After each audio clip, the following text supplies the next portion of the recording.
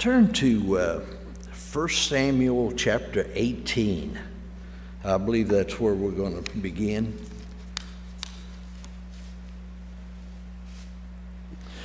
We looked at some of the testing that was done with Saul and some of the situations of God leading and God prohibiting in Saul's kingship. We looked at David. We saw some of the problems and the cares and the concerns and the preparation that God was making of David. We want to go there one more time in 1 Samuel 18 through 31. That is from chapter 18 to the end of the book. There are situations that we need to look at just to get an idea of something that God would lead us to out of this, a lesson we could get from this. And then you have to go clear to 2 Samuel chapter 5 before David is actually hailed as king of Israel. And going through all this time, all these years, and there must be a lot of lessons in there for us. We'll just look at a couple of them. After Goliath, you remember, David was immediately hailed as a hero. Saul killed his thousands, David his tens thousands. He was a popular hero immediately. He was son-in-law to the king almost immediately. He was also commander of the armies almost immediately. And everything was, he was anointed, of course, king at his father Jesse's house. All this happened within a short period of time. And it looked like after the Goliath thing, David was on his way to become king almost immediately. We've seen the last of Saul. He's going to be gone just here real quick. But there were still things that weren't done. There was still preparation that David needed. He was not yet fitted to be king. I didn't say he wasn't fit to be king, please. God had not yet fitted him for what was ahead of him. That's where all this rigmarole comes from. And, pardon me, his commitment needed to be cemented. You know that when you hear a good idea and you agree with it and you want to go along with it, and that comes pretty easily. But the commitment that you make to that thing can sometimes fall by the wayside. It can sometimes be stopped by circumstances that sway your mind. But it looks like a good idea in the beginning, and it's going to be pretty simple to do that, and boy, this will just be wonderful, but all of a sudden you're stuck in the mud someplace and circumstances look terrible. Is the commitment there to take it on through? Will David have the commitment already given and to be developed before he becomes king, that he might be indeed the king after God's own heart? There were obstacles to be overcome, a commitment to be cemented. Now, God's tests are going to prove him and improve him. They're going to prove, that is, he's going to prove to be true. He's going to prove to be committed. He's going to prove to be all the things that he needs to be in the eyes of God, because there are steps in the progress that will take him where he needs to go. In the eyes of God, he will be true. But also in his own eyes, it needs to be proved to him that this commitment is worth standing by, working at, developing. Now, when dangers pursued him, God protected him and prepared him. That's sort of the pattern that comes in the rest of his time here as a soon-to-be king. God will prepare him for whatever circumstance he comes to before he gets there. And God will use that circumstance to make him more nearly what he needs to be before he becomes the thing God has called him to. I guess if there's a question for us here, it is, are we sure of the calling that God has called us to? Are we sure of it? Are we committed to it? The point is, we prove our commitment to it. We demonstrate that commitment. See, even if the calling, as you understand, it's very general. My calling maybe is, well, let's see, I'm not a singer. I don't, I can't think of very much in particular that I can do cause me to stand before a crowd. Maybe my calling is just to serve Him. And I put the just in front because that's the way we look at it, but God says it without the just in front of it. Serve Him. It's a big deal. It's not a small one. And in this thing that God has called us to, even if it's a very general thing, we demonstrate our commitment to it. That's our reaction every time. If God has called you to be a world mover, demonstrate your commitment to that thing when circumstances don't go right, when things go against you. I remember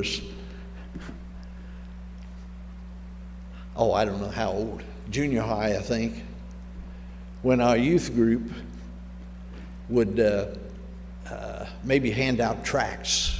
He'd give us a handful of tracts, and we'd go out on the street, and we would walk for maybe an hour.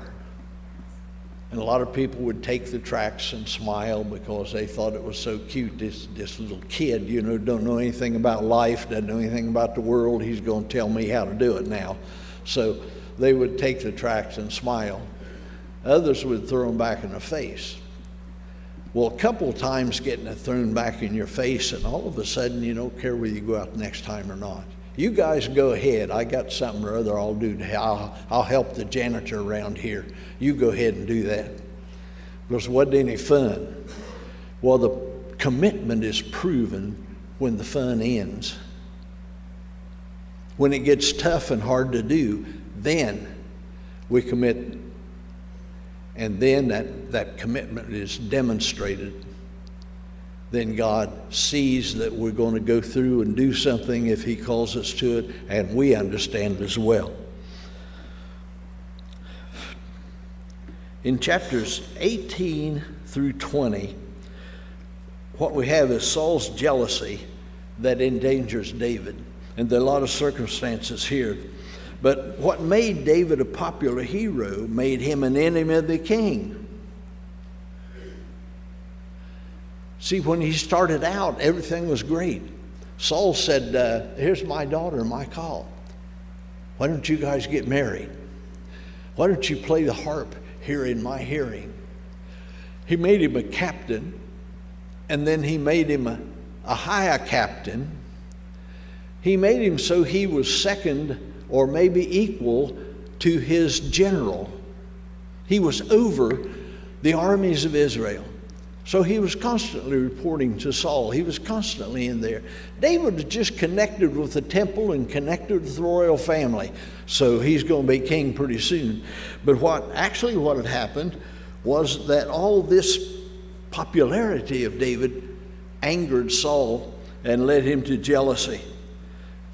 But in spite of this, in spite of the fact that when he played the harp as he thought he was supposed to, the spear came flying through the air and stuck in the wall just where David had been.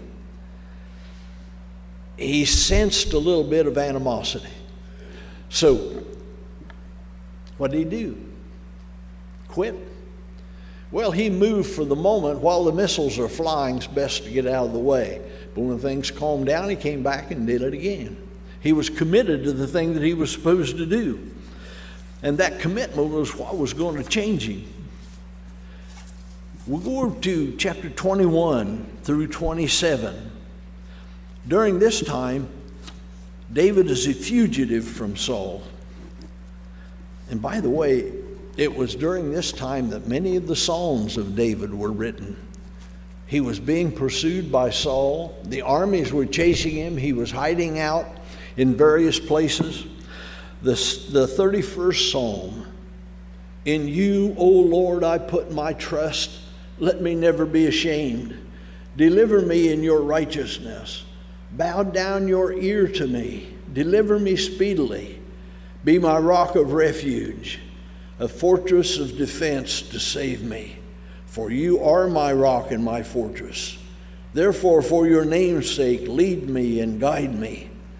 Pull me out of the net which they have secretly laid for me, for you are my strength.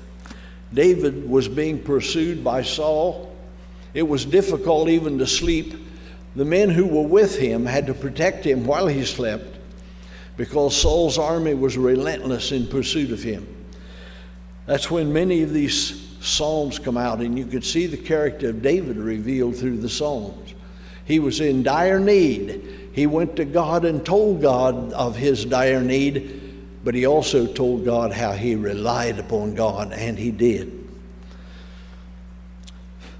If to understand this part, these 6, 7 chapters here, and when David is a fugitive from Saul, we need to contrast two things. Contrast Saul and his son Jonathan, because Saul was in pursuit of David to kill him. He gave orders to kill David several times, and God delivered him. Jonathan, on the other hand, the son of Saul, saw that God had chosen David to be king. He supported David. He became David's great friend. And they were friends through all this period, one hunting him down and the other protecting him. And they're from the same family. Saul said in chapter 18, verse 21, I will give her that she may be a snare to him. Now, I will give her, that is her is his daughter Michal, to David as his wife.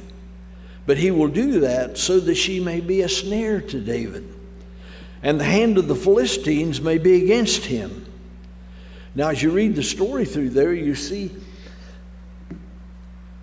Michal was, he thought, going to be more loyal to Saul than to David. So she would give him word about David's whereabouts, word about David's dealings. He would have a spy in David's house. And this thing about the Philistines would be against him. They would raise their hand against him also. David would have to bring money. The dowry was paid in reverse. He would have to bring money for his bride. Saul said, I don't want any money. I want you to kill 100 Philistines. So David went out and killed 100 Philistines. Saul figuring, well, if he doesn't get away with it, they'll kill him. One of those 100 will kill him. And if he does get away with it, all the rest of the Philistines are going to be hunting him too. Very sly. Saul was crazy, but he wasn't stupid. You heard a little story about the guy who had a flat tire right in front of the, along the fence of an asylum where there were some people inside walking around, exercising and looking out. And the guy just couldn't figure out what to do. He had a flat tire. He got to figure out why, and what had happened is all the lug nuts had come off, and he had a good tire, all right. It was up, but it was laying on the ground beside the car, and he couldn't find the lug nuts. So he's standing there trying to figure out what to do. One of the fellows on the inside, one of the inmates or clients, said, what's the matter? And he turned to talk to him, which he wouldn't have done had he stopped to see who it was. Then all the lug nuts came off. So ain't no problem. What do you mean no problem? Can't put the wheel on. So you don't need all the lug nuts. He said if you take one off each of the other 3 wheels, they'll all stay on, and those 3 will hold that wheel on until you can get where you're going. The guy looked at him, man, that's a good idea. Man, I'm surprised at that coming from you. The guy said, look, I'm nuts. I'm not stupid. This was Saul. He was not stupid. He was very sly. We want to be really careful in these times of trial when God's preparing for us something, that we don't underestimate the enemy. We don't underestimate the enemy's viciousness, the enemy's intent, nor the enemy's ability. Well,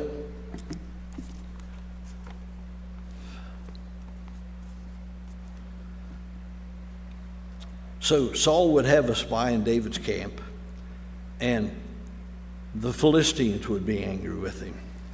The next verse reveals, so Saul became David's enemy continually.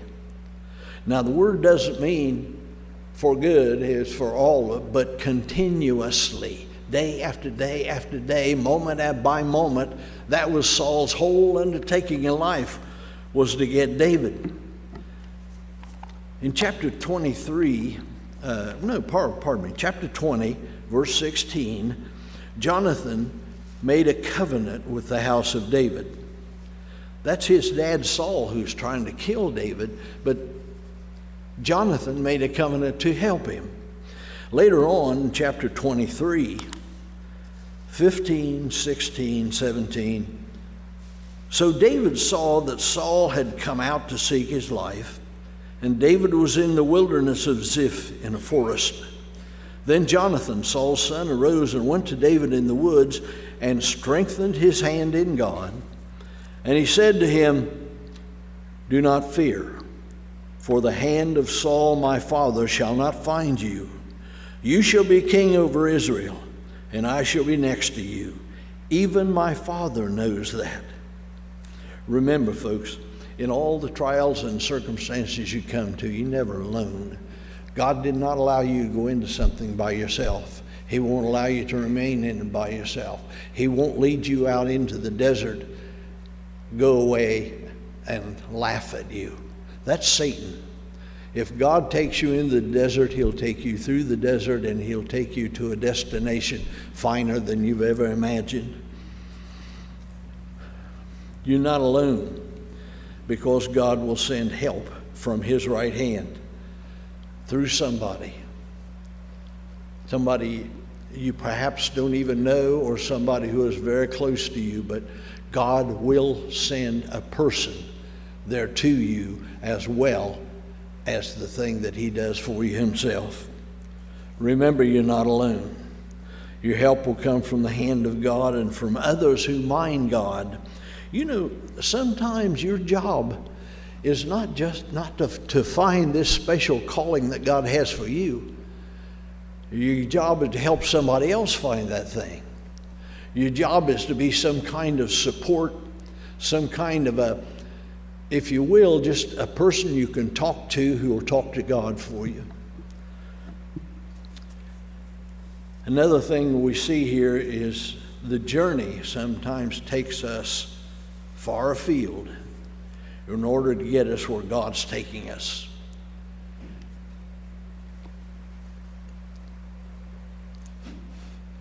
We talk about how wonderful the goal is going to be, how marvelous it's going to be when we get to the goal that God's taking us to. We get to the place of service that he's taking us to. That will be so wonderful. Not any more wonderful than the journey from where we are to where we're going. Because in that journey, God is working with us. God is changing us. God is doing for us. He's providing for us. The psalm that we read there a few moments ago, David was in dire straits and circumstances were not good and everything was going against him. But he was asking God for help, and he was thanking God that he already had that help. The journey is also important. Sometimes it takes us way off someplace. From this beginning where David was almost king, he ends up in, about in that area between chapter 21 and 27, David hides among the Philistines. He's being so pursued by Saul that ways of escape and places of escape have almost dried up. And David hides among the Philistines. Remember that he comes to one and pretends to be mad pretends to have lost his mind so that he's not taken seriously. And eventually he spends time with them, and God works it out so that he's able to serve God by staying with the Philistines and serve the king of Judah at the same time. I read once of a missionary, who was going up one of the fjords in Denmark. And it was important that he get to this city. And he didn't trust the people that he was with on the ship. He was afraid that they were misunderstanding him also, and he them. And he said, we were going up this tongue of water that goes back into the land there. And they were telling me the city I wanted was at the end of that. And he said, all you can see is mountains and trees. And then it takes a turn and you see mountains and trees. And he said, we're weaving back through here. But he said, every once in a while, you come to a place where things were lined up so you could see straight down to the end of this thing. And there was a city there. But then we'd make a turn, and all of a sudden you can't see any city anymore. You can't see anything but hills and mountains and stuff. And then in a little bit, God would give you another glimpse of the city. And he says that's the same way God made a missionary out of me, was the same way he took me to the city. By calling me to something that I didn't see, that I couldn't understand, that I didn't know how I could do, and then he would show me a picture of that, a vision of that thing again. Some little thing would happen that would reinforce my faith in it. And so it was here. Well, it sure looked, though, like God was losing in this battle when Saul had placed David into the arms of the Philistines. How's he ever going to be king of Israel from here? Let's skip on now, because you know that he did become king of Israel. Chapters 28 through 31, and we're going to stop with that. We're not going to make David king today. You can read that up to the 5th chapter of 2 Samuel if you like. But at the death of Saul, and circumstances around the death of Saul, well, Saul was finally killed by the Philistines. He and his 3 sons, Jonathan was killed, and the bodies were hung on a wall for display. And the head of Saul was carried away. Well, they were rescued by Israelites, and the bodies were burned at that point, and the bones were buried and so forth. But during this period, there were many who thought that to speed up the process here, we need to kill Saul and get him out of the road and make David king. That's what we need to do. So there would be attempts to do this. There would be an attempt to kill the messengers of Saul. There would be an attempt to kill Saul himself. Body parts were cut off and brought back and presented to David as, look, here's proof that we killed so-and-so. All this time, David discouraged that as much as he possibly could, because he knew something very important, something that we've known since we first began to read in the Bible, because we probably went first to the Sermon on the Mount, and we've known it all our lives. But it's hard to remember when you want to speed up the process here.